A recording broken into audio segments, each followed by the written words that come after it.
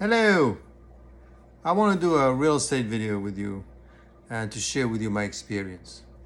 You hear a lot about, these guys basically telling you, listen, it's easy to be a landlord, right? You come in, borrow the money from the bank, 3% down, move in the house. You live in the house for a while. I guess you need to live 2 years. And after 2 years, you move out, you rent the place and put more money down on the next house. And of course, what they don't tell you the second time around, now you have 2 rental property. But that's okay. So you rent the first one and you move into the second one. Then you live in the house as your primary residence. Although they do ask you, hey, is this your primary residence? You're going to say yes. So you got to live there at least for 1 to 2 years. I believe it's 2 years. Once you're done with the 2 years, you do the same thing over and over and over. And then you've got a bunch of rental properties. Well, the image that you have, unfortunately, is that you sit there and you collect the rent. It's a lot more complicated than that because I've done it, okay? First of all, you need to manage the rental. So you need to find somebody to rent your place. So that takes time away from your time. There's a value to that. The second thing, you need to fix a place. So unless you're able to do it yourself, but let's assume even if you could do that, right? And even if you could rent it, and if you could manage properly, one thing that people do not realize is that how much money you're actually making. We're making money, money's coming in. No, I know that. But what is your bottom line? How much money are you actually making? And more importantly, what is your return? That is what you have to look at. Having done it personally, I will tell you that on paper, you have all the expenses minus, you have all the income minus the expenses. You're going to come up to around maybe 40-50%. But then you have to fix the place.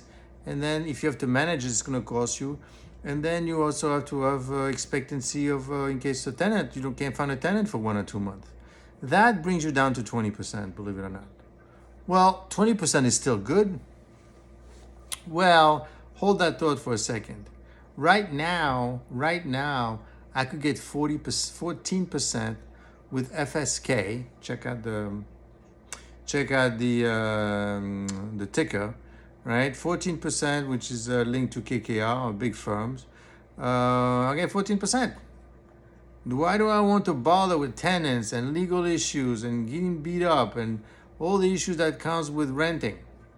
The thing with renting, it's great for the people that tell you what to do with it. They sell you books, or they sell you, they get views out of it. But the actual work of the matter is that it's actual work. It is not that easy, right? I made more money in real estate selling the damn thing than actually managing it, okay? I did that in 2008. I did that in 2018. I was out 3 years later because it was ridiculous. You couldn't get tenants. If you got tenants because of the act having to do with the COVID, you couldn't kick the tenants out. It was very difficult. So all I had to do is stay in, make sure I manage them properly, and get out. But it was not an easy process, quite frankly. I made more money buying and selling, buying low and then selling high, than the actual management of it, which was turning around 20%. But 20% with the risk that you're taking is not worth it. So yes, it's easier to explain. It's easier for me to explain a rental than a stock selection, stock purchase. But at the end of the day, you might be better off with the stock market. I know it's going up and down. I realize that. But realize there's lots of risk in real estate as well.